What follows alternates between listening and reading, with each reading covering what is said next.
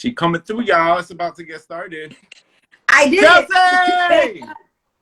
What's up? How are you? What's up? Nice to meet you. Nice to meet you. Yo, you are my best friend in my head. So it's like, so I apologize if I act a fool right now because I am such a Vida fan, yo. Yo, so many people are my friends in my head and they just have to deal with it. It's like all good. Yo, Chelsea, welcome to Dulce, presented by the New York Latino Film Festival. It is such an honor for you to be here. Like, you know, we're all about uplifting, you know, Latinx voices in film and television. And as you could tell by like the love in the room, and I don't know if you're feeling like the love in my heart right now.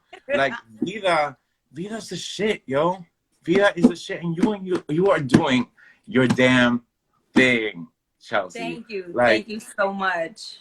Like I'm a big, you know, believer in the universe, and I'm just so excited that like out of all the times this could have happened, like it lined up now, so we could talk about like everything that Mari's going through, because she's going through it right now. She's going through it. Yeah. But before we have that conversation, just sometimes you never know what people like, if they have stars or if they've been able to see the show. Can you like tell us a little bit about like Vida as a whole, and then like your character Mari, just in case someone hasn't seen it? Got you. So Vida is a show that you can only watch on Stars. So you have to get the app or have the channel. I'm sorry, you can't, like, if you bootleg it, it doesn't count. You know what I mean? You gotta be real. No, seriously, I talked to so many Latinos, and it's only Latinos that are the ones that are saying they bootleg it, which sucks. Yeah. I mean, I ain't gonna lie, like 15 people got my password. But so it's a show that follows two sisters moving back to their where they grew up in East LA when their mother dies, to like take care of the bar and the apartments that she owns. But then when they get there, they find out she was married to a woman when she was like disowning one of the daughters for being like lesbian. So there's a lot of like issues there. And then you have the gentrification aspect where my character comes in, where I'm an anti-gentrification activist and they're gentrifiers and gentrifiers. So I hate them. So then there's beef, but then there's a lot of shit that goes on. But it all follows like family issues, love triangles, secrets, acceptance, you know, like aspect as well. Like, so all the storylines are very universal. Amen. It just works really well with our show. And I have to be honest, the first time I ever went to LA, I was like 25. So like the experience in Vida, even though, you know, I'm a queer Latinx dude, you know, from the hood, but my hood is different from LA hood. Do you know what I'm saying? But when I watch Vida, it's like I'm in it.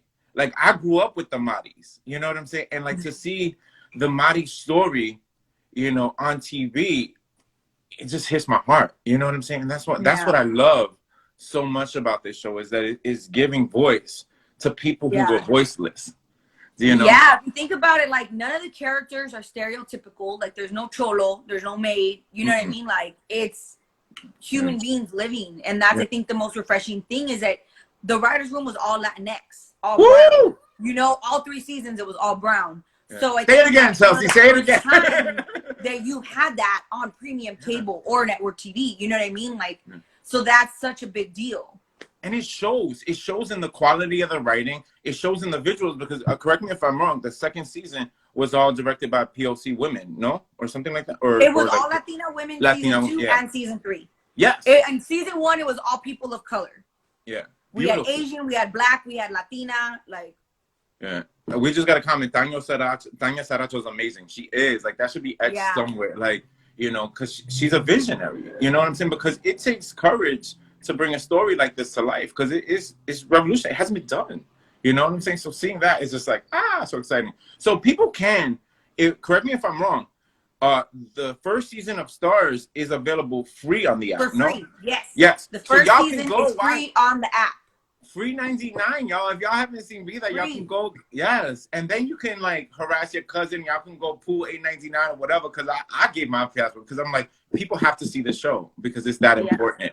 You know what I'm saying? So do what you got to do to watch season 2 and season 3, and you can do it, because right now season 3 is the last season. It's episode 2.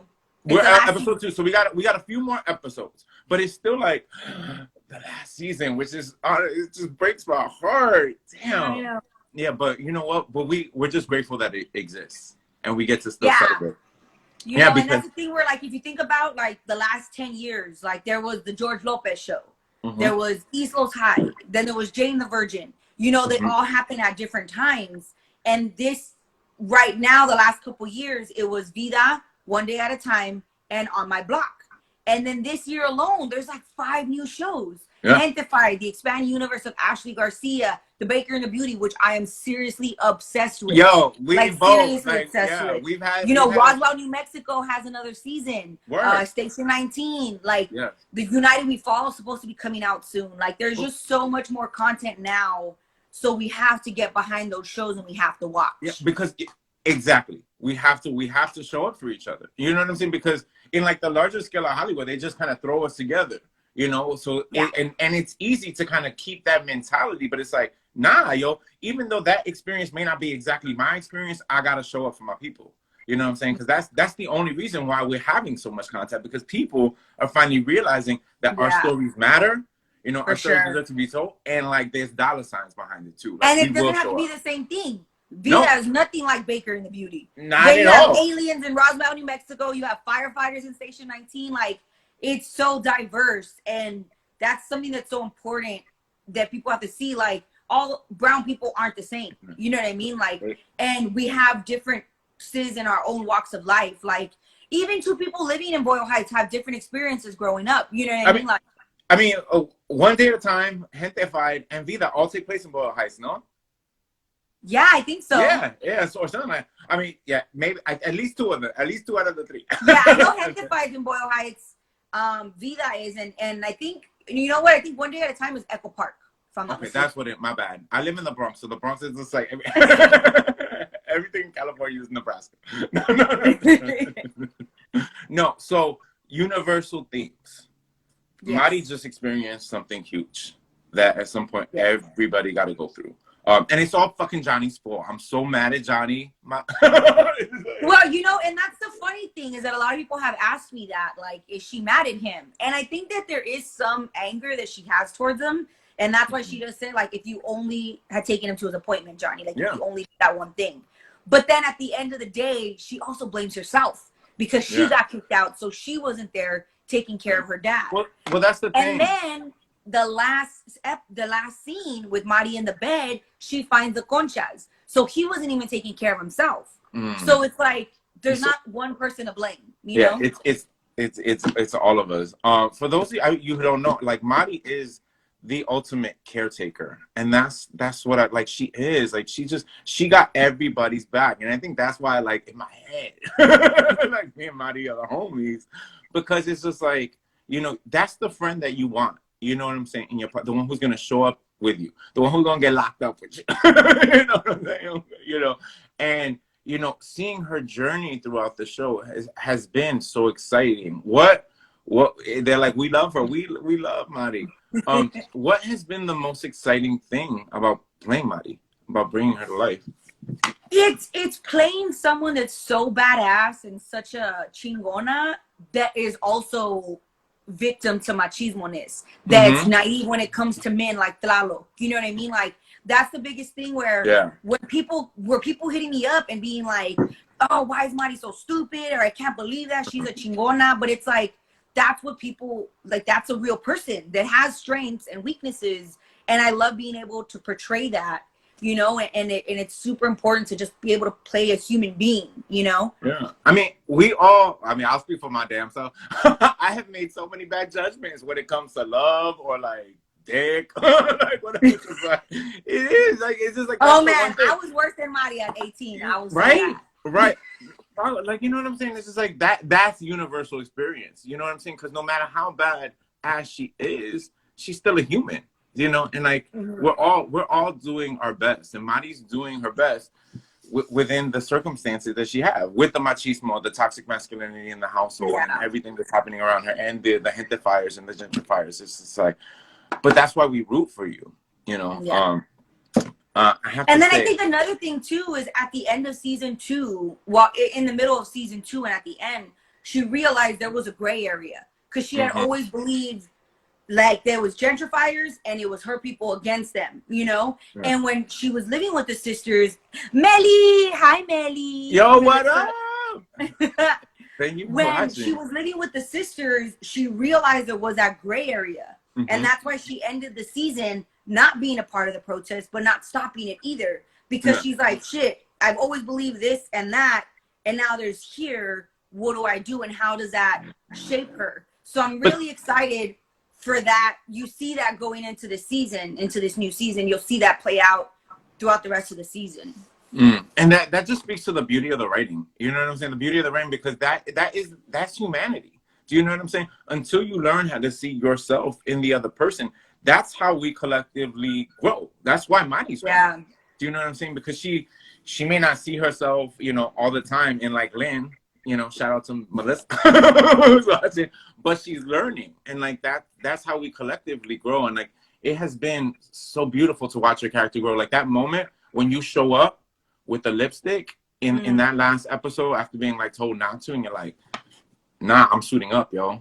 Like I'm preparing myself. And that's the thing where it was her armor, and that's like when me and Tanya had this conversation from day one, that like her lipstick, her bandana, like this was her armor ready to go out into the world and slay dragons, you know? And it was so beautiful that of course Johnny being machismo was like, you probably shouldn't wear your lipstick because people ain't gonna like it, you know what I mean? Like, but then she does it anyway. It was like, no, I need that, you know? And I think it was the first moment where she put herself first. And it was the first moment she's ever done that in the show.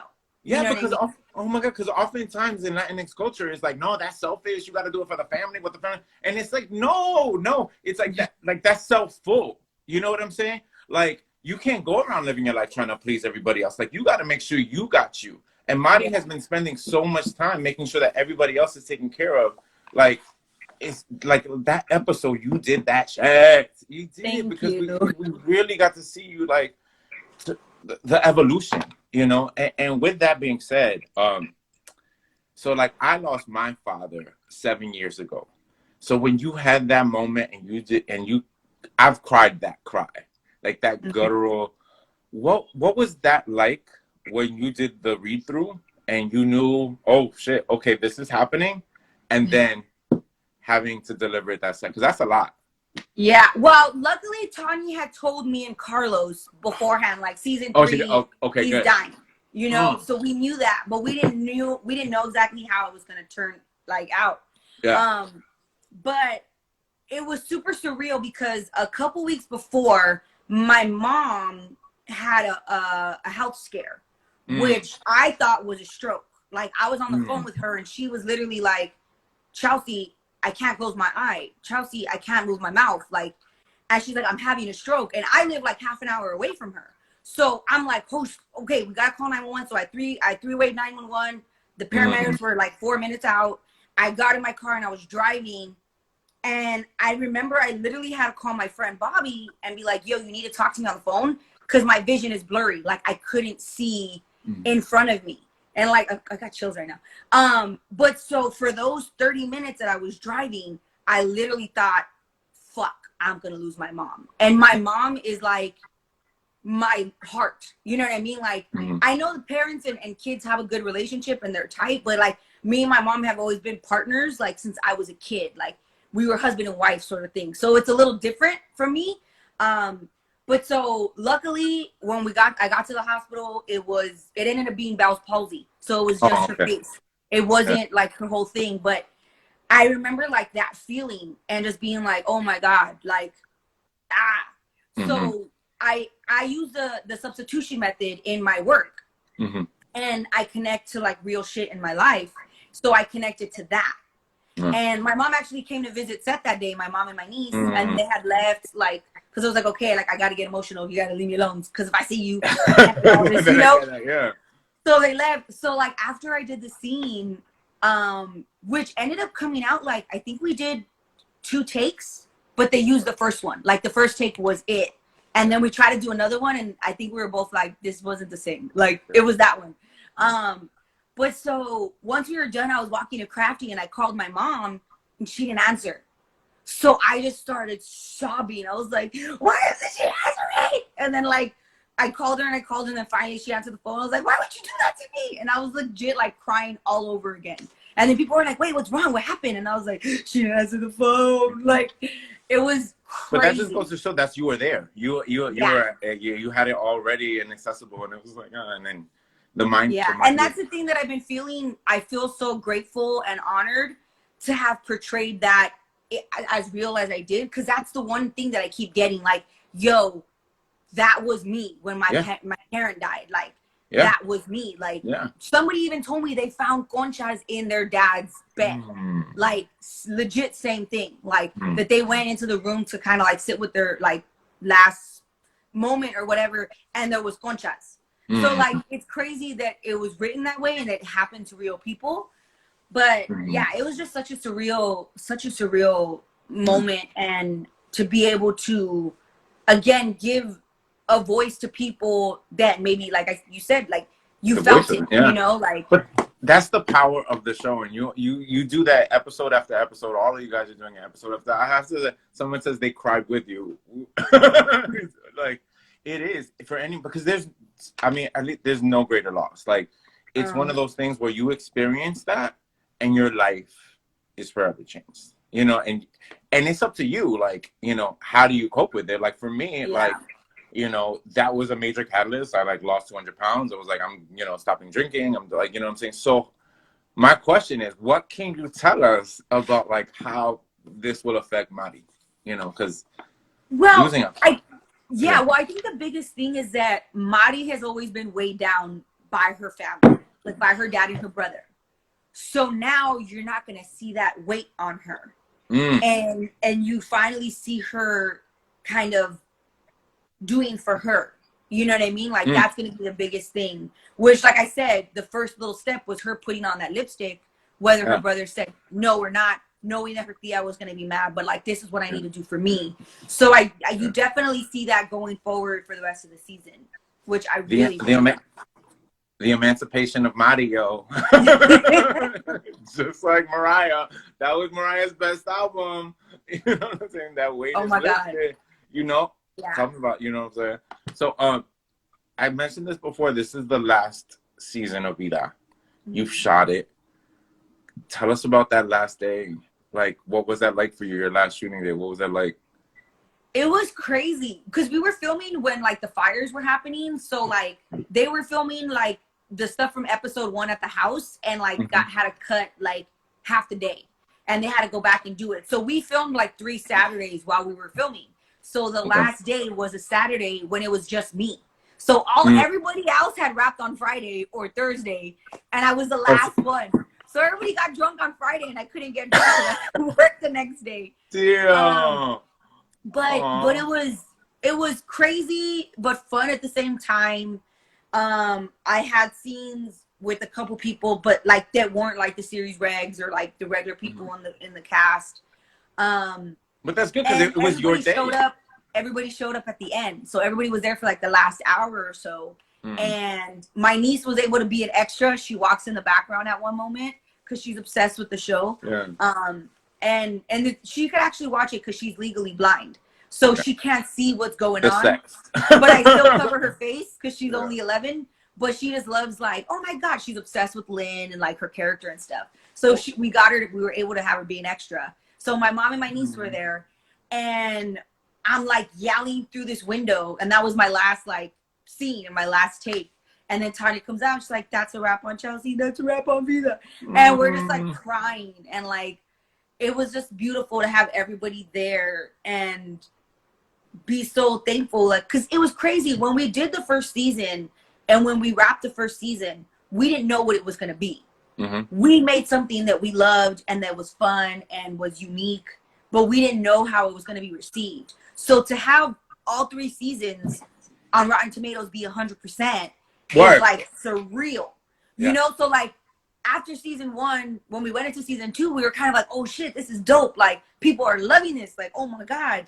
So to be able to end it, like, you know, knowing what has happened over the last 3 years was really beautiful and really, it was like just, But that love that y'all put into it is the reason why that everybody puts into it is the reason why y'all have 100% reviews on Rotten Tomatoes because we feel that when we watch, and like you can see, you sense that. You sense like I went to, y'all did season 2 premiere or like a special premiere at Tribeca, and I went, and I was there, and it's so funny watching y'all because y'all always on top of it.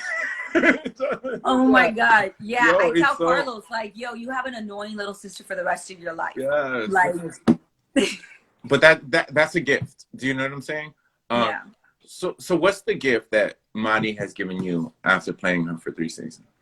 Wow. You know what's interesting is I didn't realize I was an activist until I worked on this, because I've always been saying like, oh yeah, support Latinos in Hollywood, blah, blah, blah. Like, and I've always been that way, but I didn't realize that was a form of activism. Yeah. And so I even do that more now because I'm like, oh no, I gotta say something. Like I'm in a position where I should say and I should do and that. So that's been something that I really appreciated through Mari, because not that I valued it more, like being able to say something instead of just thinking like, oh yeah, I'm just talking. Like, no, I have a voice and I'm saying something important, you know? So that's a beautiful thing. And then also just what this show has done to my career and everybody else. Like, we were all pretty much nobodies when we booked the show. Like, we had all worked and we had all done stuff, but this was a show that put us to that next level. And now we're in a different place in our careers, which Tanya and Stars could have easily gone with more known names. You know what I mean? Like, that would have been easier for them. Totally. You know, like, but they gave us a chance, and now we're in this place in our careers where like we're on that next level and we're waiting to get to the next one and the next, you know what I mean? And we're growing. And so that's really beautiful, because like even like my stint on Shameless, I did six episodes on Shameless, 5 episodes, I'm sorry. And John Wells, the creator, is a fan of Vida. That's why I booked it. You know what I mean? Like I probably wouldn't have gotten it if it was, you know, like it's all connected in a beautiful way. Yeah. Can I offer something, just because something you said really hit me? Y'all weren't nobodies. Y'all, we may not have a name in Hollywood, but y'all were beautiful spirits, talented spirits who were the right and perfect people to occupy those parts. And everything that is happening in your life is a manifestation of that. So it was right and perfect. Like, nobody's a nobody. Yeah. No, I know, but I'm saying like in this Hollywood world, how many like Cholo number 1 over there and Cholo number 2? No, like, totally. You know? Yeah, but that's what I'm saying. But like that's why Vida again is so special, because it does not subscribe to that. Yes. Like the people behind it must have been like, I ain't Hollywood. No, and you know the biggest thing, and Tanya talks about this all the time. The reason, like Stars, Marta Fernandez, who was an executive at Stars, pitched the idea of Gentifiers and Chipsters to Tanya, and then Tanya created this world. But technically, like, it came from Stars, and it came from a Latina woman in power to give Tanya a chance, and then to tell her yes to everything. When she said I wanted a full brown writers room, they were like, yeah. When she said I want all people of color directors, they said yeah. Like, there was no fight, which was the first time I think anybody has experienced that, which was amazing. So it really stemmed from having a Latina in a power position in Stars. Yeah. And that shows everyone, like, keep fucking grinding and keep growing so that you could be in that power position and you can give someone a chance. Oh, that hit me. It did, because that's revolutionary. You know what I'm saying? Yeah. And I think sometimes people just kind of underestimate, like, the power of what we do. Do you know what I'm saying? And like the power that it has to affect your niece. You know what I'm saying? To affect, you know, every, like, the block. You know what I'm saying? It's really, really powerful. So you've been in the game for a while. Like, when did you start acting? I started when I was 6 years old. 6 years old. Wow. Like, what was that like? Did you just wake up and be like, I wanted to be an actor? Like, well, I kind of just came out the womb crazy and like performing. You know, like, I swear to God, I really did. And I remember it was when people had told my mom this, because I grew up in like Montebello, like East LA. So like people on the block told my mom like, oh, you should get her in acting. You should get her in acting. And my mom never really thought about it. But we always traveled for summer. And so we went up to Hearst Castle and we were like checking it out. And then I'm over here like a monkey, like jumping around stuff, going where I shouldn't go. And this white guy told my mom, like, hey, like, she seems very outgoing. Like, have you thought about getting her in acting? And then my mom's like, wait, a white dude's telling me this? shit, maybe I should do it. Like, is this real? Like, I didn't think it was real. And then like 2 weeks later, we were in Vegas at Circus, and I decided to fake pass out in the middle of the casino. So literally, like, as we're walking in the lobby, I was like, bah! And my mom's like, Chelsea, get up. Chelsea, get up. Get up. And like, I have like tias and cousins like circling me. Like, people are starting to circle. They're trying to call security. And I'm just like on the floor. And mom was like, they are calling security. Get up. So then I finally like, what happened? Where am I? Like, and I play it off. So my mom's like, oh, damn, bitch. Okay, now we got to look into something. So we actually went with some of my neighbors to go to this like casting call, which was one of those bullshit casting calls of like, oh, give me $5,000 and we'll take your pictures. Like, bullshit. Yeah. But my mom's really smart. She actually studied law. Like, she had went to ELAC and stuff, and she got like her something. So she was smart. She's always smart. So she called actually channel like 5 and channel 7, and somebody gave her a number for an agency and was like, oh, here, call these people. And it was the Alvarado agency. And so my mom called, and they were like, hey, if you're serious, take some acting classes, take some pictures, and then come back. So we did that. And we just started. Like, I booked like a commercial, and then a couple months later, I booked the lead in a feature film that went to win the Alma Award, Best Independent Film, No Turning Back, in 2001. At 6 years old. I actually turned 7 on set. What, did you know how to read at the time or no? Like, well, no. So when I first started my acting class, I didn't know how to read. My mom would like tell me the line, and then I would just memorize it. I've always had a really good memory, so I think that also helped. But yeah, when I was 5, I didn't know how to read. I mean, So I was just I barely know how to read now, and I'm like, it's all perspective.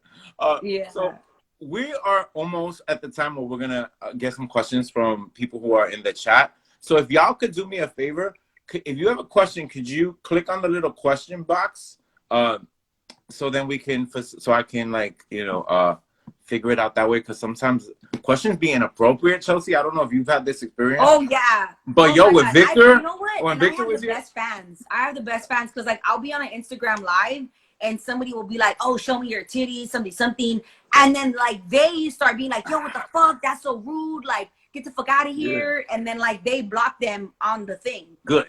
Because I don't even know how to do that.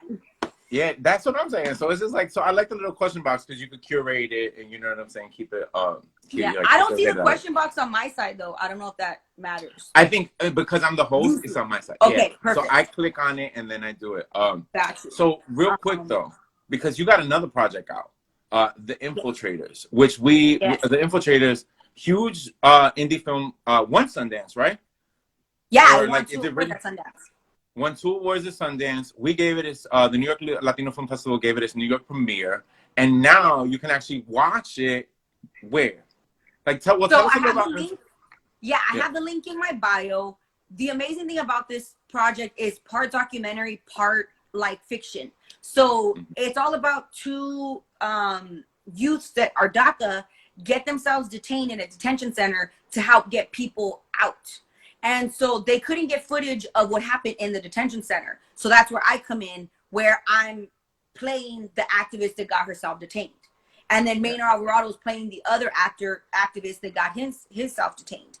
So most of it is documentary, but the stuff in the detention center is us acting and scripted from when the activist came out. Oh, yo, this is what happened. This is what they did. This is this and that. So it's all real, like it came from the mouths of these activists. You know what I mean? Like, but the sad thing is that when we premiered at Sundance, we got a bunch of reviews and it was like raves and everything.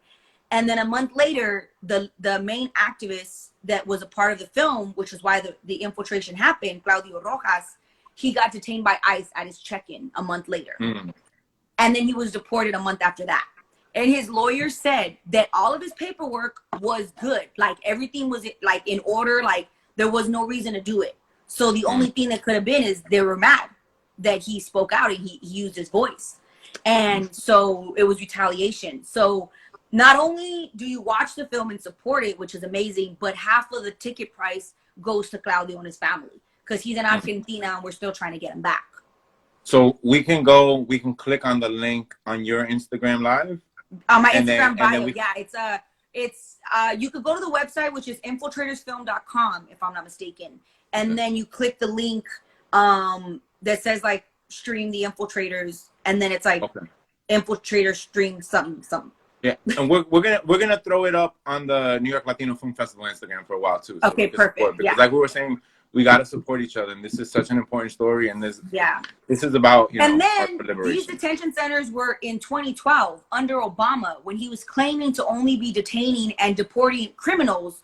When one woman that was in the detention center was from Congo, and she went to the cops to report her husband for domestic violence, and then they detained her, and she has a son that stood with the father. You know, like one of the kids was riding his bike and just got stopped and asked for his ID. You know, somebody was fishing without a license, got stopped and then detained. You know, like, so it was like so much bullshit. And then they talk about it too, like Obama stopped the deportation of one of his uncles who had like a DUI in his record. So it's just really shady and really fucked up. And especially what's happening now it's not even a detention center, that's a concentration camp. You know what I mean? With these kids in cages and these families that are separated, that people are getting corona and nobody's saying anything. Well, you know, one of the things that it needs to be talked about. One of the things that brought me joy in this last episode was that tight shot of you and that big fuck Trump. Yo, I've been rocking that since season 1. Really? What? Yes, it's always been on my backpack. You know, but it was up in front. Like I never noticed it. It was always like that. I think the only thing is that sometimes like I have my hair there or something. But I straight up, I can show you pictures from season 1. I've been rocking that since day. I appreciate. I noticed it and I appreciate it. So we're gonna support the Infiltrators. We're gonna click on your bio. I saw somebody up in here saying, "What about the Instagram live feeds?" We're going to that now. Make sure you click on the question box because I'm gonna do that right now, and we're gonna see what we got.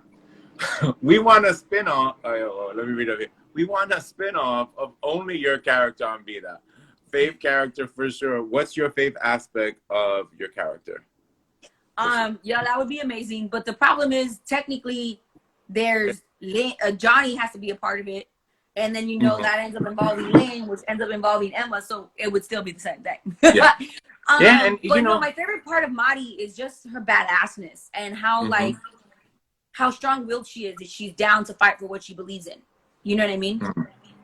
Yeah. Like a lot of people say shit, but do they fight for it? You know what I mean? Like she backs up her bark with her bite.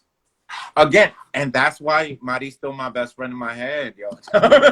Like it's true. Because it's so hard to find the ride or dies in life.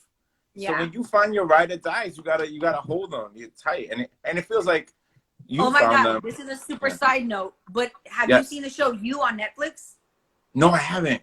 Is it that's about a serial killer though, right?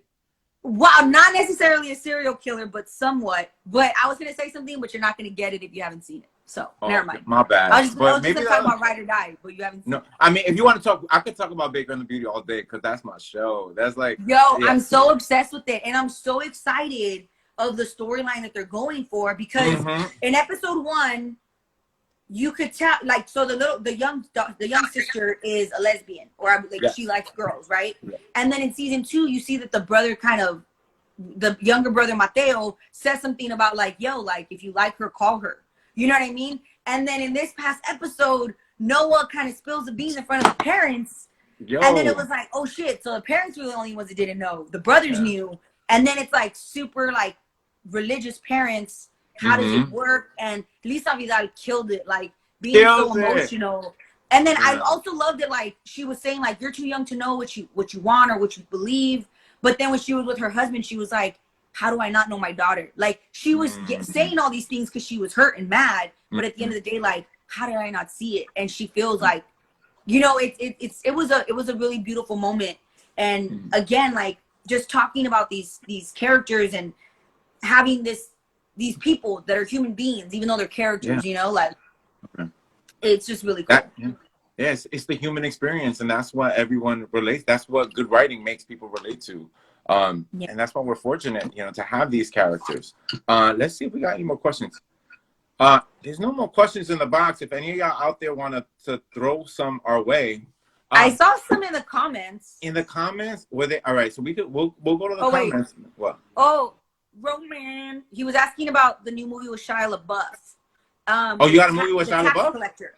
Where? Yeah, I did. When's that coming out? Tell us about it. So The Tax Collector is written and directed by David Ayer, Mm-hmm. who's famously known for like Suicide Squad and like Fury, but he's also like, he was the writer of Training Day. He wrote and directed End of Watch, Harsh Times. Like, so this is back to David Ayer in his prime of writing and directing his own shit. And it's really gritty and like crazy, but it's super amazing. And it's going to be coming out in August, which I don't know much of the details yet, but it is coming out in August. And one of my best friends, Bobby Soto, is in it, Noemi Gonzalez. So I'm super proud to be with them and sharing the screen, and we're family. And then I got to meet like Lana Parrilla and George Lopez and Cheyenne Hernandez while filming the project and meeting Shia and stuff. So it was a really cool experience. So be ready, August. So August, we got that. We got Infiltrators right now. And And we got 6 episodes of Vida left to indulge. And that's the good thing about this season of Vida, is that you guys are doing a linear release. So it's not like we could binge. We have to like, we get to experience this all together. Yeah. Chelsea, I think we're out of time. Thank you for hanging with us. Thank you for coming out to Dulce by the New York Latino Film Festival. We got you. We're gonna put up that the Infiltrators link. My bestie in my head. Thank you so much. No, it's so great to do stuff like this. And again, I talk about it all the time. It's so important to support Latinos and not segregate ourselves and be like, well, why is she playing a Puerto Rican, or why is she playing a, you know what I mean? Like, we got to stop all that noise and just support each other. And again, especially if you want a voice or yourself to be seen, support the shows that are out there right now with Latino youth.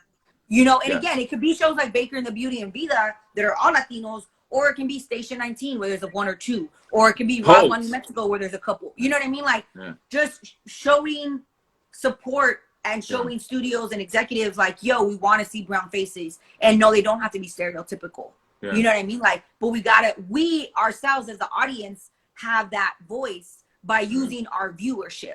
Like, that one view counts as a vote to them.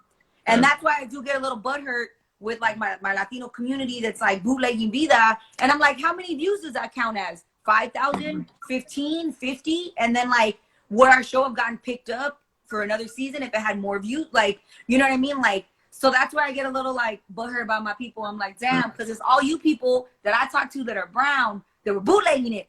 Yeah, and but like, you know what? This can hopefully help to change it. You know what I'm saying? Because now, you know, we're informing the public, and like, when you know better, you know, you can do better.